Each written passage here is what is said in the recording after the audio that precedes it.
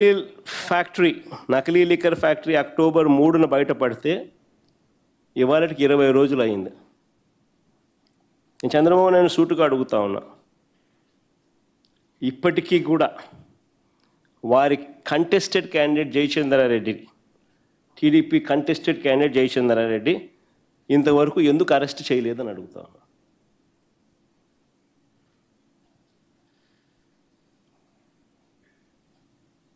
ఎందుకు అరెస్ట్ చేయలేదు? Contested candidate Telugu Desam party. ఎందుకు ఈ మనిషి పాస్పోర్ట్ సీజ్ చేయలేదంటూ అని అడుగుతున్న చంద్రబాబు నాయుడును. ఎందుకు ఆయన పాస్పోర్ట్ ఇంతవరకు సీజ్ చేయలేదని అడుగుతా ఉన్నా. ఇదే జయచంద్రారెడ్డి అనే వ్యక్తి పెద్దిరెడ్డి రామచంద్రారెడ్డికి అత్యంత సన్నిహితుడే అయితే 2.5 సంవత్సరం కిందటి నుంచే ఈ యాక్టివిటీ అంతా కూడా జరుగుతూ ఉంటే మన అటువంటి జయచంద్రారెడ్డికి ఎందుకు మీరు టికెట్ ఇచ్చి పెద్దిరెడ్డి రామచంద్రారెడ్డి వాళ్ళ తమ్ముడి మీద ఎందుకు పోటీ నిలబెట్టారని అడుగుతా ఉన్నా. తమ్మలపల్లి వైఎస్ఆర్సీపీ ఎమ్మెల్యే పెద్దిరెడ్డి రామచంద్రారెడ్డి సొంత తమ్ముడు ద్వారక.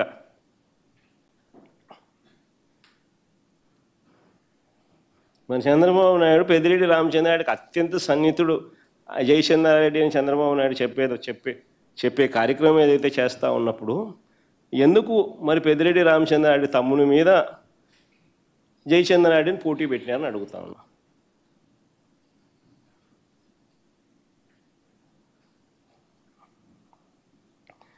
ఆశ్చర్యం కలిగించే ఇంకో విషయం చెప్పాలన్నా, తనకు ఆఫ్రికాలో డిస్టిలరీలు ఉన్నాయని, తనకు జయచంద్రారెడ్డికి ఆఫ్రికాలో డిస్టిలరీలు ఉన్నాయని చెప్పి ఆయన ఎలక్షన్ అఫిడవిట్లోనే రాసినాడు. జయచంద్రారెడ్డి ఎలక్షన్ అఫిడవిట్లోనే ఉన్నాయి.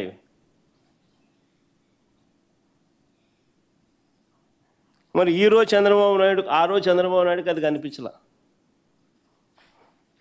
ఆఫ్రికా మూలాలు కనిపించలా. ఈరోజు మాత్రం ఆఫ్రికా లింకులు అంటూ ఈనాడు పేపర్ చూస్తే ఒకసారి ఆ పేపరా టిష్యూ పేపర్కి ఎక్కువ, బాత్రూమ్ పేపర్కి తక్కువ.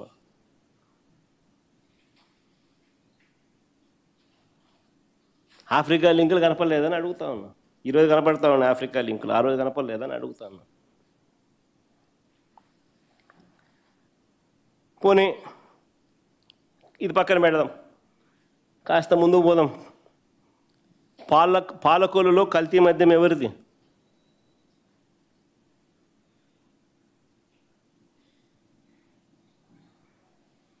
అక్కడ వాళ్ళకేం ఆఫ్రికా లింకులు లేవు కదా. పాలకొల్లు కల్తీ మద్యం ఎవరిది? పోనీ ఏలూరులో పట్టుబడ్డ కల్తీ మద్యం ఎవరిది? పోయి వాళ్ళకు కూడా ఆఫ్రికా లింకులు లేవు కదా. పోనీ అమలాపురంలో పట్టుబడ్డ కల్తీ మద్యం ఎవరిది? వాళ్ళకు కూడా ఏమైనా ఉన్నాయా? పోనీ అనకాపల్లి పరవాడలో నేను చూపించిన ప్రతి చోట వీళ్ళే మ్యానుఫ్యాక్చర్ చేస్తున్నారు లిక్కర్ని అంతా. అనకాపల్లి పరవాడలో పట్టుబడ్డ ఆయన పేరు ఏం పేరు? రుత్తుల రాము. మన స్పీకర్ గారితో చక్కగా వెరీ క్లోజ్ అసోసియేట్, చక్కగా ఫోటో కూడా కనపడింది. మన పరవాడలో పట్టుబడ్డ కల్తీ మద్యం ఎవరిది? కల్తీ మద్యం ఫ్యాక్టరీ, ఆ మద్యం అంతా ఎవరిది? పోనీ అక్కడ టీడీపీ నాయకుడు రుత్తుల రాముకు ఆఫ్రికాతో సంబంధాలు ఉన్నాయా? ఆ నుంచి స్పిరిట్ వస్తుందా? వీళ్ళు కొడుతున్నారా?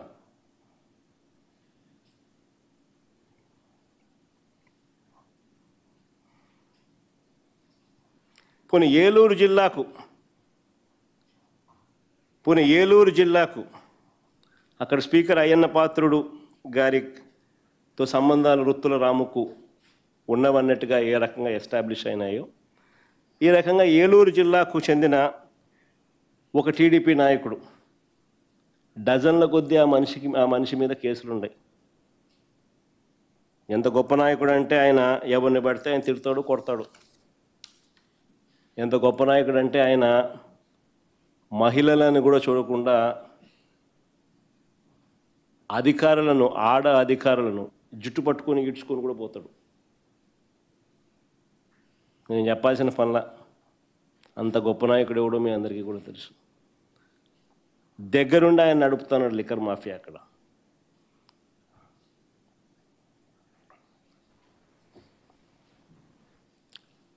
ప్రభుత్వంలో ఉన్న మరో ప్యాకెట్ కింగ్,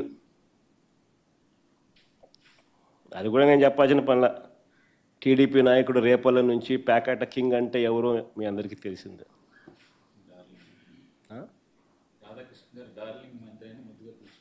డార్లింగ్ మంత్రి అని కూడా అప్పుడప్పుడు రాధాకృష్ణ ముద్దుగా అంటాడు. ఎవరో నేను చెప్పాల్సిన పనులు మీ అందరికీ బాగా తెలిసిన. ఇష్టానుసారంగా ఆయన నడుపుతా ఉన్నాడు, ఈ ప్రాంతం అంతా నాది అని చెప్పి. నిజంగా నకిలీ మద్యం ఫ్యాక్టరీలు పెట్టింది చంద్రబాబు నాయుడు గారి మనుషులే. నకిలీ మద్యాన్ని తయారు చేసి తమ మాఫియాలో భాగమైన ప్రైవేట్ లిక్కర్ షాపులకు సప్లై చేసేది చంద్రబాబు నాయుడు గారి మనుషులే. అక్కడే కాదు, తమ బెల్ట్ షాపులకు కూడా, తమ వారు నడిపే బెల్ట్ షాపులకు సప్లై చేసేది కూడా చంద్రబాబు నాయుడు గారి మనుషులే. అమ్మేది కూడా ఈయనకు సంబంధించిన నాయకులు, కార్యకర్తలే. సిబిఐ విచారణ చేస్తే ఈ మొత్తం వ్యవహారములో ఉన్న మూలాలు బయటకు వస్తాయి. కానీ చంద్రబాబు నాయుడు ఈడు కదా సిబిఐకి, సిట్టే ఆయనకు ముద్దు అంటాడు. ఎందుకంటే సిట్టేలో ఉన్న ఈ సిపి రామకృష్ణ చంద్రబాబు నాయుడుకు ఈయన అందరికన్నా పెద్ద ఈ మాఫియా ముఠాలో ఒక భాగస్తుడు. ఆయన ఆధ్వర్యంలోనే, ఆయన పక్కనే, ఆయన పర్యవేక్షణ చేస్తూ ఉన్న ఇబ్రహీంపట్నంలోనే ఫ్యాక్టరీలు బయటపడతా ఉన్నాయి.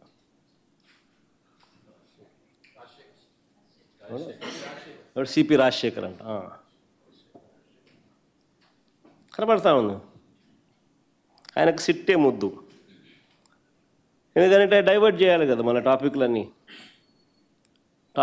డైవర్ట్ చేయాలి అని అంటే, తప్పుడు ప్రచారాలు చేయాలి అని అంటే, ఇలాంటి వాళ్ళు ఎవరైతే సిండికేట్లో భాగస్వాములుగా ఉన్నారో వాళ్ళంతా వాళ్ళ చేతుల్లో అధికారం ఉండాలి కదా. మరో డైవర్షన్ ఏమిటంటే, ఇది ఇంకా ఆశ్చర్యకర విషయం, ఇది భలే వెరైటీ డైవర్షన్ చంద్రబాబు నాయుడు చేస్తూ ఉండేది. ఇకపై లిక్కర్ అమ్మేటప్పుడు క్యూఆర్ కోడ్ స్కాన్ చేయాలంటూ రాష్ట్ర ప్రభుత్వం జారీ చేసిన ఉత్తర్వులు. ఇకపై లిక్కర్ అమ్మేటప్పుడు క్యూఆర్ కోడ్ స్కాన్ చేసి అమ్మాలనంటూ రాష్ట్ర ప్రభుత్వం ఇటీవల జారీ చేసిన ఉత్తర్వులు. ఇది నిజంగా అన్నిటికన్నా హైలైట్. ఎందుకో తెలుసా? లిక్కర్ షాపులు ఉండేటివి ఎవరివి? అన్ని చంద్రబాబు నాయుడు గారి మనుషులవే కదా. బెల్ట్ షాపులు ఉండేటివన్నీ ఎవరివి? అన్ని చంద్రబాబు నాయుడు గారి మనుషులు కాదా. ఇల్లీగల్ పర్మిట్ రూముల్లో లూజ్గా పెగ్గులు చొప్పున లిక్కర్ అమ్మేది ఎవరు? చంద్రబాబు నాయుడు గారికి సంబంధించిన కార్యకర్తలు, మనుషులు, నాయకులు, వాళ్ళ లిక్కర్ సిండికేట్ మాఫియా కాదా. మరి ఇలాంటి వాళ్ళకే చంద్రబాబు నాయుడు బాధ్యత ఇస్తూ ఉన్నాడు, క్యూఆర్ కోడ్ స్కాన్ చేయండి అని. అంటే దొంగకు తాళాలు ఇవ్వడం అంటే ఇది కాదా అని అడుగుతా ఉన్నా.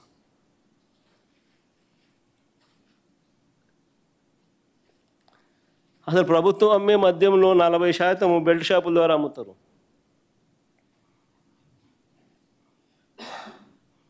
మరో 40% ఇల్లీగల్ పర్మిట్ రూమ్లలో అమ్ముతున్నారు. అక్కడే కూర్చోబెడుతున్నారు, పెగ్గుల్లో పోస్తున్నారు. ఎంఆర్పి రేటు గాలికి ఎగిరిపోయింది. సరే, ఎంఆర్పి కదా దేవుడు ఎరుగు. ఇదైతే ఇంకా ప్రాణాలకు హాని కలిగించే లిక్కర్ని కూడా లేబుల్ వేసి అమ్ముతున్నారు.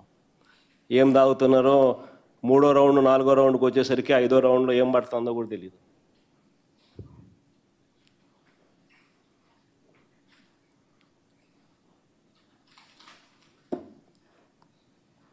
రెండో పెగ్గు 3వ పెగ్గుకు 1వ పెగ్గుకు తేడా కనిపిస్తుందేమో, 3వ పెగ్గు 4వ పెగ్గు వచ్చేసరికి తేడా కనపడదు అని నేను అనుకుంటున్నాను. ఎందుకంటే నేను తాగే అలవాటు లేదు కాబట్టి నేను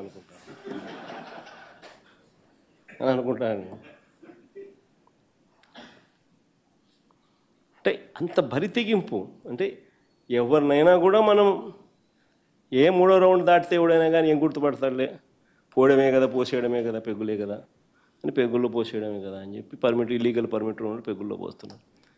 గ్రామాలలో బెల్ట్ షాపులలో యథేచ్ఛగా అమ్మేస్తున్నారు.